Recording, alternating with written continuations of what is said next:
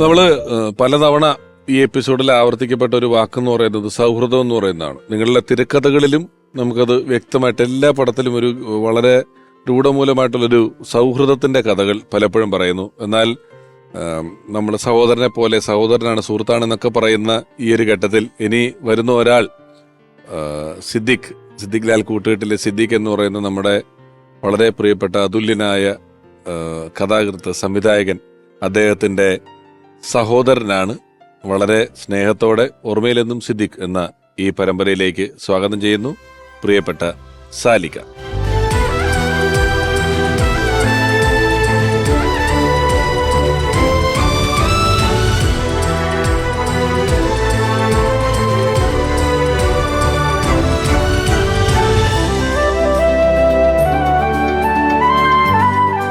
സാലിക, ഒരിക്കൽ കൂടി സ്വാഗതം.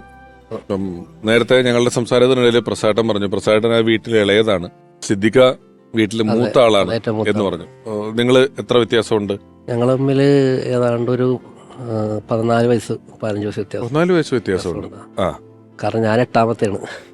ഞാൻ 8ാമത്തെ ആളാണ്. സിദ്ദിഖ 8 മക്കളാണ് അല്ലേ? ഞങ്ങൾ 8 മക്കളാണ്. ഏറ്റവും മൂത്തത് ഇത്തയാണ്, ചേച്ചി, ഒരു ചേച്ചി ഇത്തയുണ്ട്. പിന്നെ അത് കഴിഞ്ഞിട്ടാണ് സിദ്ദിഖ. അങ്ങനെ 8ാമത്തെ ആളാണ് ഞാൻ. അപ്പൊ ഒരു പക്ഷേ സാലിക്കൊക്കെ സാലിക്ക് നല്ല ഓർമ്മകൾ വരുമ്പോ തന്നെ സിദ്ദിഖ ഞാൻ സിദ്ദിഖയുടെ നാടകം കണ്ടിട്ടുണ്ട്. മറ്റേ ഈ പറഞ്ഞ രമണന്റെ മരണം എന്ന് അഭിനയിച്ച ഒരു സ്ക്രിപ്റ്റ് അത് കണ്ട എനിക്ക് ഓർമ്മയുണ്ട്. സ്കൂളിൽ വെച്ചിട്ട് വളരെ ചെറുപ്പത്തിലാണ്.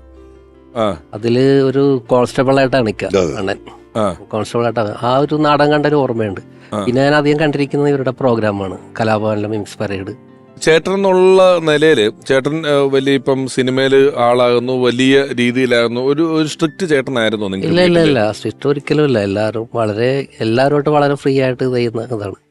കാരണം ചെറിയ കുട്ടികൾ മുതൽ എല്ലാവരും ഒരേമാതിരി അറിയാലോ, ഏട്ടനറിയാം. അതിൽ തമാശ ഭയങ്കരമായിട്ട് എൻജോയ് ചെയ്യുന്ന ഒരു ഫാമിലി ആയിരുന്നു. വാപ്പയാണെങ്കിലും അതുപോലെ ഷെരീഫിക്ക, അപ്പാക്കുട്ടി, അണ്ണനൊക്കെ പണ്ട് ഇവരുടെ അങ്കിളുമാരൊക്കെ ഉണ്ട്. എല്ലാവരും നന്നായിട്ട് തമാശ പറയുന്ന നല്ല ആസ്വാദകരായിരുന്നു. നിങ്ങൾക്ക് സിദ്ദിഖയുടെ സിനിമ തിയേറ്ററിൽ പോയി ആദ്യത്തെ സിനിമ കണ്ടതൊക്കെ ഓർക്കുന്നുണ്ടോ? റാംജി റാവു. കാരണം എന്റെ വാപ്പ ഒരുപാട് വർഷത്തിന് ശേഷമാണ് റാംജി റാവു തിയേറ്ററിൽ കാണുന്നത്. പണ്ടൊക്കെ കണ്ടിട്ട് പിന്നെ ഒരുപാട് 89-ലല്ലേ സിനിമ. അതെ, ഒരുപാട് വർഷങ്ങൾക്ക് ശേഷം വാപ്പ കാണുന്നത് ഇതാണ്, റാംജി റാവു ആണ്. തിയേറ്ററിൽ കാണുന്നത് എല്ലാ സിനിമകളും ഇല്ല. പിന്നെ വാപ്പ അത് മാത്രമേ തിയേറ്ററിൽ പോയിട്ടുള്ളൂ. പിന്നെ വാപ്പ ഈ ഒരു സിനിമയാണ് തിയേറ്ററിൽ കണ്ടിട്ടുള്ളൂ. അല്ലെങ്കിൽ പിന്നെ ടി വിയിൽ വരുമ്പോഴാണ് എല്ലാം കാണുന്നത്. പുള്ളിക്ക് ഗൾഫിൽ നിന്ന് ഒരാൾ വന്നപ്പോ ഒരു ഷർട്ടിന്റെ പീസ് കൊണ്ടു കൊടുത്തു. അന്ന് ഒരു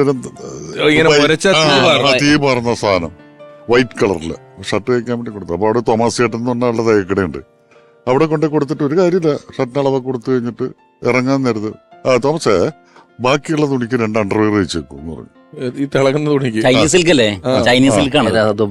ദിവസം കഴിഞ്ഞപ്പോ അയാള് അണ്ടർവെയർ വെച്ചപ്പോ ഷർട്ടിന് തികയുള്ളതാണ്. അണ്ടർവെയർ ഇട്ട് നടക്കാൻ പറ്റില്ല, ചിരിച്ചാവും. ആദ്യം തയ്ച്ചത് ഇതാണ്. ആദ്യം അയാൾ അണ്ടർവെയർ അങ്ങനെ തയ്ച്ചു.